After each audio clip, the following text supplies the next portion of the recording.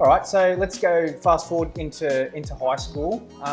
Did those kind of traits follow suit, or were there other pain points that popped up for you? And what were some of the good experiences that contributed to make you who you are today? High school was trouble from the moment that I got in. So as soon as I landed in high school, stuff started to happen straight away with some older kids, started to get bullied. We had this report system where you're on level 5 was the level that you're on when you start. Level 6 was like the nuts, you know, and then when you regress through the other levels, by the time you got to level 1, you were expelled. Okay, so I was on level 3 within a couple of months of starting high school. Right. And probably by about the end of year 8 and year 9, I was at level 2.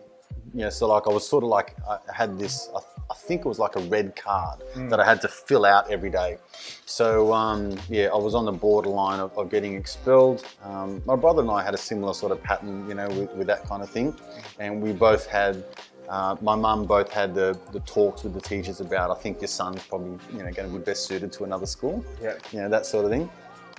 So the bad parts were that I got bullied a lot. I got bullied inside and outside of school.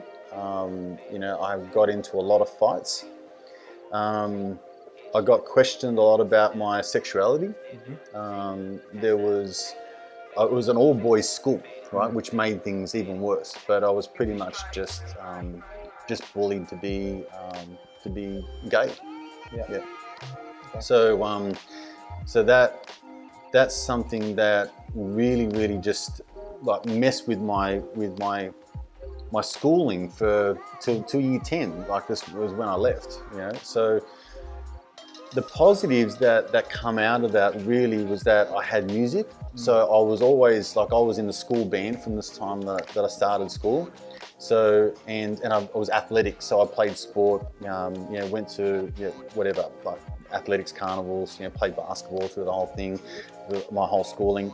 And all I had music, so I had music competitions, I had, you know, Stedfords and all that kind of stuff, got to go away.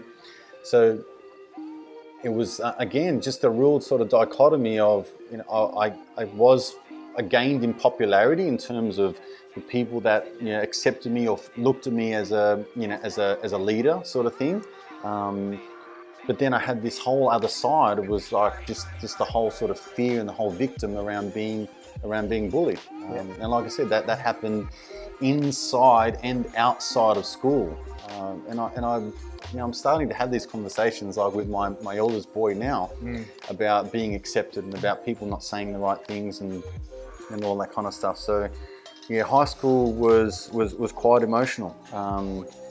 Yeah, a lot of head in hand sort of moments. A lot of moments where I just didn't want to go to school, and a lot of fights. Like I remember punching on with a fair few kids, and one kid in particular, he just picked a bad day. So we went on a school trip, and we went on a ski excursion.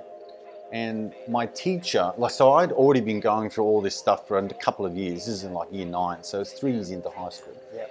And the sport teacher that come down had come into our room, the cabin that we were staying in.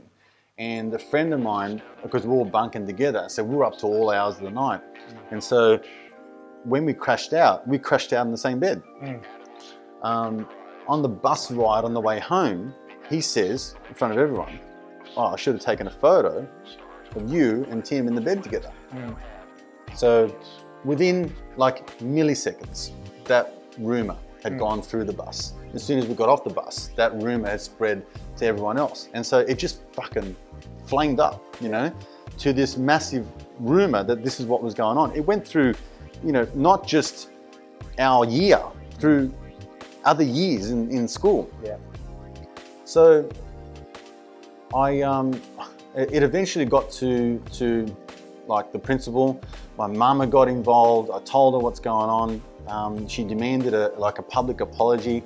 The teacher just waffled on for fucking 20 minutes about nothing and didn't really say anything. Just said it's just used all these sort of words that no one really understood. And it's like, Mum goes, did he make an apology? And I go, look, he said something to the school, but I couldn't understand what the fuck he was saying. So, she's like, oh, it's a bit of a cop out.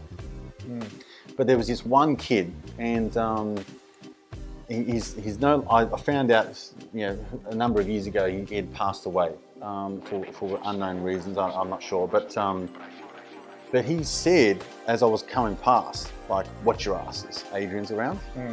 And I fucking lost it.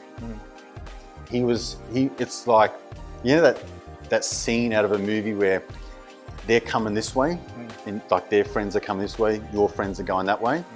And it was like this, dropped the bag, and his friends just went like this, away. And so me and him were just fucking lined up, ready to go. And he was powerless in that moment. I smashed him, and I lost my temper so bad. I punched him, kicked him, like there was a set of steel stairs, right? And just like threw him down the stairs. Then jumped from the top of the stairs to the bottom, and then smashed him again, right? And then almost beat him back up the stairs, right? It's like, beat him back up. And then I get to the top, and there's a crowd of people around, and this guy's just fucking losing it at school. And the Year 10 coordinator come over and goes, Adrian, settle down. I go, no. And I'm pointing down him. I go, I'm gonna fucking do this, and I'm gonna do that, and I'm gonna do this. And I just completely lost it. So I think the reason why I tell that is because, I totally get when people are going through bullying at school and how they light up and lose it, and you've got a rebellious child and all this kind of stuff, because the teachers are now scrambling, giving me counselling. They're saying, what happened with your pop died a couple of years ago, and I realised that your mum and dad are this, like all this kind of stuff to kind of, I don't know, piece together why Adrian's acting out. But it's funny, like at that moment, that was my sort of rock bottom at school. Right. I almost had like an epiphany from that point, because that was at the end of year 9. At the end of year 10, like Adrian's on level 5, and Adrian's getting awards, and they have this thing like merit certificates, and I had a stack of them. Right? I mean, I had 15 of them for helping out, for contribution, for being in the band, and for all this other kind of stuff, right? And a whole new level of respect within the school, mind you. Right? Because it was just like, just don't fuck with this guy. Right? You didn't see, because that was another rumor that we just went around. It's like, this dude just smashed this bloke, up and down the stairs. You know what I mean? Like, who gets smashed down the stairs and then back up again? Like, that just never happens, right? Anyway, so I still talk about it to this day, and I've actually this is probably the first time I really talked about it openly, but those moments for me solidify the times where school started to really shape me into the person that I think I am today. Yeah. So like nothing was really sugar-coated. I went through the darker moments. I went through the depression. I went through the anxiety. Went through, and we didn't have internet. Like we didn't have Facebook or anything like that. We didn't have internet. We didn't have anything to kind of really, lose ourselves in. I couldn't Google shit, you know what I mean, to find out what these symptoms were. You were just not yourself, and you were just depressed, and you were just down. Yeah. And those things manifested into like treating my brother like shit, you know what I mean, and beating up on him and answering my parents back and swearing at them and telling them off and all that kind of stuff.